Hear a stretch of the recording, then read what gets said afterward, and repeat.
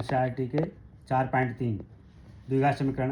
देखो क्वेश्चन है आपका, निम्न द्विघात समीकरणों के मूलों की प्रकृति ज्ञात कीजिए, यदि मूलों का अस्तित्व हो तो उन्हें ज्ञात कीजिए। तो सर्वप्रथम देखो जो समीकरण दी होती है उसे लिखते हैं, उसकी फिर तुलना करते हैं, फिर उसका क्या निकालते हैं, व्युत्क्रम निकालते हैं, यानी डी धनात्मक होता है या शून्य होता तब उसका मूल अस्तित्व होता है। ठीक है, फिर उन्हें ज्ञात करते हैं। दो मूल होते हैं द्विघात समीकरण के, अल्फा और बीटा। ठीक है, इन दोनों को ज्ञात करेंगे। इसके बाद हम आपको ये क्वेश्चन, आपका एनसीईआरटी के क्वेश्चन है, 3 क्वेश्चन है, तीनों क्वेश्चन अभी कराते हैं इसी वीडियो में। ठीक, अभी देखना। 10th विषय गणित, एनसीईआरटी के क्वेश्चन, एनसीईआरटी क्वेश्चन है बेटा ये। अब बेटे प्रश्नावली है आपकी 4.3।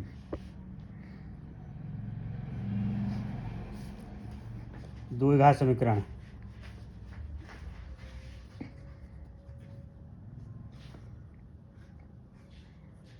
ठीक, अब आपको पहला क्वेश्चन था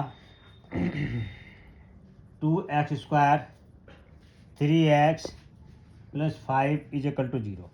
तो सबसे पहले हमें क्या ज्ञात करना है, इसका मूलों की प्रकृति ज्ञात करनी है और मूलों का अस्तित्व और ज्ञात भी करना है। तो पहले बेटे तुलना करेंगे, तुलना करें आप द्विघात से। ax² + bx + c = 0, a = 2, v = -3, c = 5। इसके निकालना व्युत्क्रम, व्युत्क्रम निकालना है।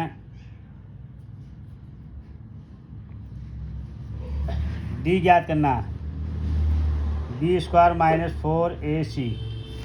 तो बेटे सबसे पहले हमें d ज्ञात कर लिया, तो b का मान है 3 और 4 × 2 × 5, तो 3 का वर्ग होता है 9 और 4 पंजे 20, 20 की 2 से गुणा करेंगे तो कितना हो जाएगा, 40 हो जाएगा, 40। और d = -31 हो गया। तो माइनस है, जब माइनस है तो मूल अस्तित्व नहीं है, तो लिखेंगे उपरोक्त समीकरण के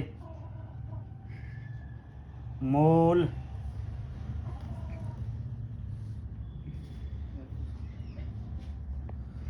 मूलों का अस्तित्व, उपरोक्त समीकरणों का मूलों का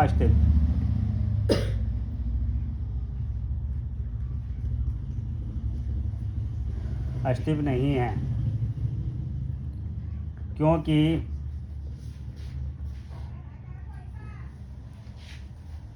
विभेदकर d धनात्मक नहीं है,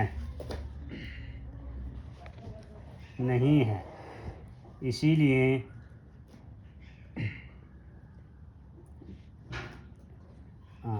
धनात्मक नहीं है, इसीलिए ज्ञात नहीं किया जा सकता, ज्ञात नहीं किया जा सकता।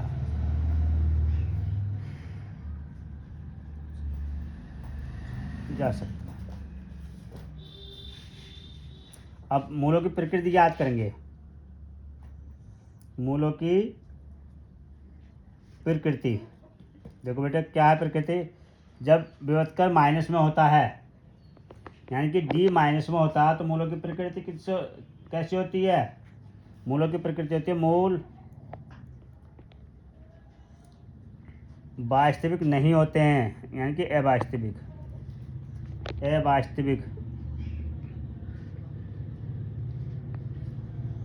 अर्थात काल्पनिक होते हैं, अर्थात काल्पनिक होते हैं। अब इसी क्वेश्चन का दूसरा खंड देखेंगे आप। देखिए दूसरा क्वेश्चन है, दूसरा खंड है इसका 3x² 4√3x + 4 = 0। अब तुलना करेंगे बेटा, ax² bx + c। A is equal to 3, B is equal to -4√3, C equal to 4।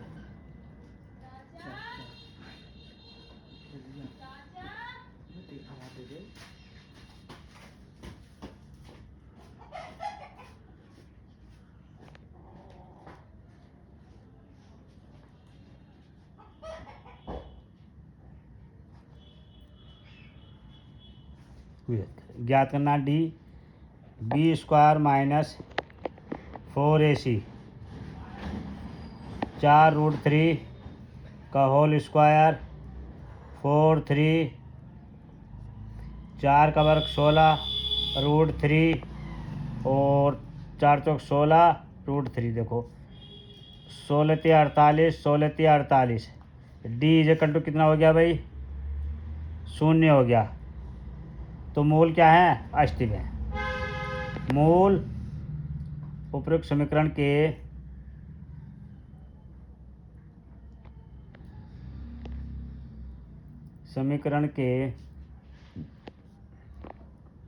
मूल अस्तित्व है।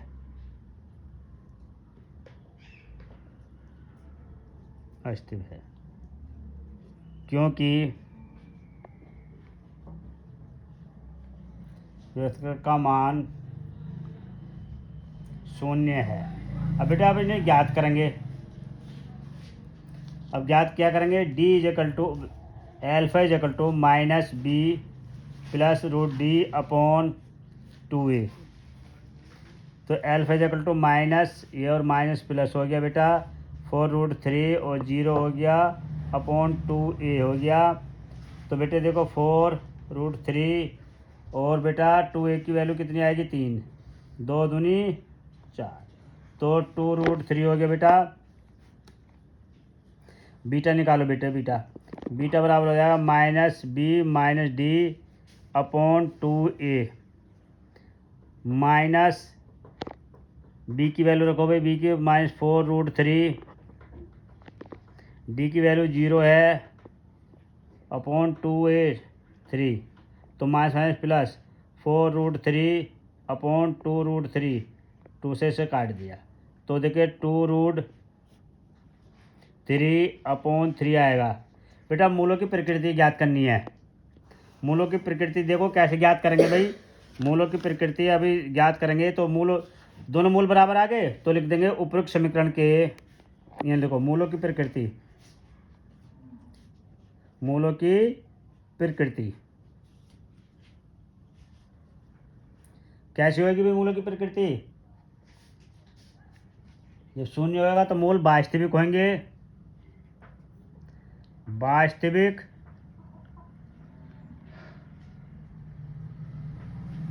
परिमेय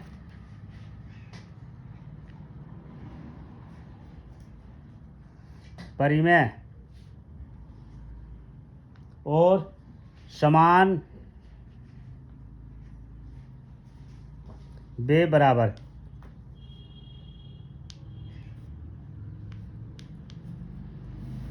बस ठीक। अगला क्वेश्चन और बता रहे हैं लेकिन वो क्वेश्चन आप करके लेकर आना।